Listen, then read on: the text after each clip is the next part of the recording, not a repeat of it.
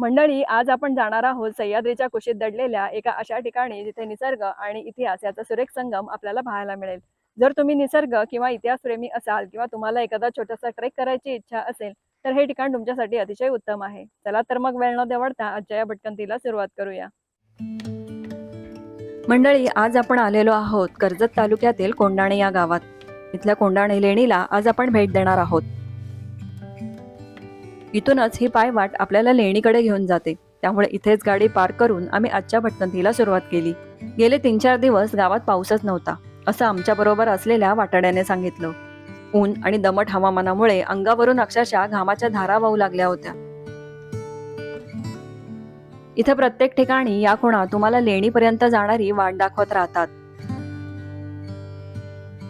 इथे जागोजागी अशा निसरड्या पायवाटा आहेत, त्यामुळे जाताना जरा जपूनच. हा मार्ग जरी खडतर असला तरी इथला निसर्ग पावलागणिक आपल्याशी संवाद साधत राहतो. कधी पक्ष्यांचा आवाज, कधी ओढ्याचं पाणी, तर कधी एखाद्या वळणावरून दिसणारं एखादं अप्रतिम दृश्य मनाला वेगळाच तजेला देऊन जातं. अर्धा तास चालून गेल्यावर अचानक ढग दाटून आले आणि जोरदार पावसाला सुरुवात झाली.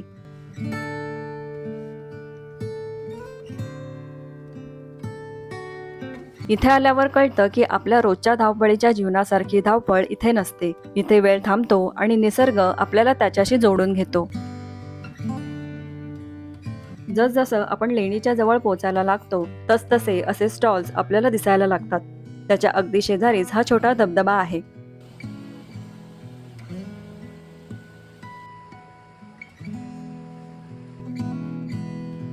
चार ते 5 दिवस पाऊस नसल्याने धबधब्याला विशेष पाणी नव्हतं, पण जेव्हा पाणी असतं तेव्हा तो काहीसा असा दिसतो.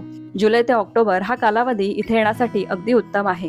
कर्जतमध्ये अजून कुठकुठची ठिकाणं आहेत जी तुम्ही पाहू शकता. त्यांच्या लिंक्स मी तुम्हाला डिस्क्रिप्शन बॉक्समध्ये दिल्या आहेत. ते ब्लॉग सुद्धा तुम्ही नक्की बघा.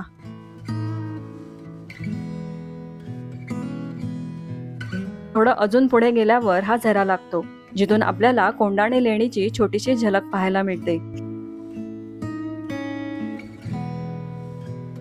पुढे चालून गेल्यावर पुन्हा काही स्टॉल्स दिसायला लागतात. अगदी त्याच्या बाजूलाच लेणीविषयी माहिती देणारा फलक आणि पर्यटकांसाठी काही सूचना पाहायला मिळतात.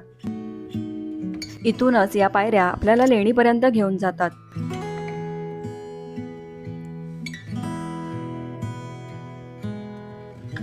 इथला निसर्ग आणि या सुंदर लेण्या पाहून इथं आल्याचं सार्थक झाल्यासारखं वाटतं. या लेण्या इसवी सन पूर्व 2ऱ्या शतकात खोदल्या गेल्या होत्या. हे आहे चैत्यगृह. इथे पिंपळ पानाच्या आकारातील या चैत्य कमानी कोरलेल्या दिसून येतात. चैत्य कमानीसाठी वापरलेले लाकूड हे 2000 वर्षापूर्वीचे आहे असे सांगितले जाते. त्याच्या दोन्ही बाजूस नृत्य करणाऱ्या युगलांची शिल्पे पाहायला मिळतात. या शिल्पपटावरील स्त्रिया नर्तकी असून त्या योद्ध्यांबरोबर नृत्य करताना दाखवण्यात आले आहेत. पुरुषांच्या हातात धनुष्यबाण, ढाल आणि मुसळ सदृश शस्त्र कोरलेली आहेत.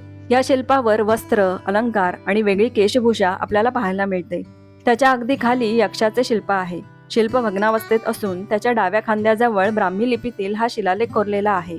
या लेखाचा अर्थ असा: कंधाचा अंतेवासी, अंतेवासी म्हणजे शिष्य, याने हे काम केले. चैत्यगृहात भग्नावस्थेतील हा स्तूप पाहायला मिळतो. तुम्हालाही या ठिकाणाला भेट द्यायची असेल तर कर्जतच्या श्रीराम पुलावरून तुम्हाला शेअरिंग ऑटो रिक्षा मिळतील. ते तुम्हाला नजीकच्या कोंडिवडे गावात सोडतील. विनंती केल्यास ते तुम्हाला कोंडाणे गावात देखील सोडू शकतात.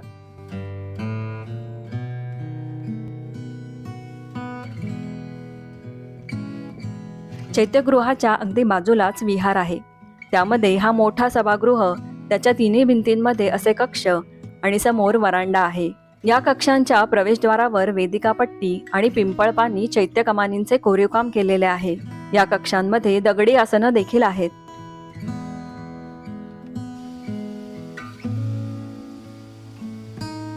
या वरांडाच्या भिंतीवर हा स्तूप कोरलेला असून इथे पूर्वी बहुधा स्तंभ असावेत, जे आता नष्ट झालेले दिसून येतात.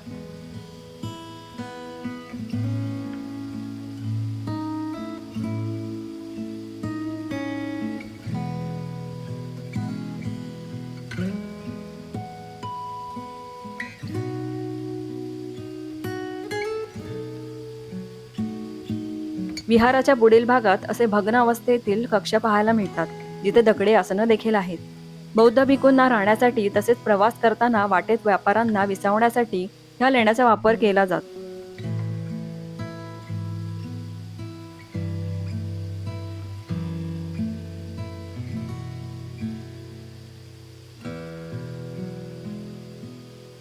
इथून पुढे आल्यावर समोरील धबधब्या शेजारी हे पाण्याचा टाका आहे आणि त्याच्या मागे देखील काही कक्षा आहेत.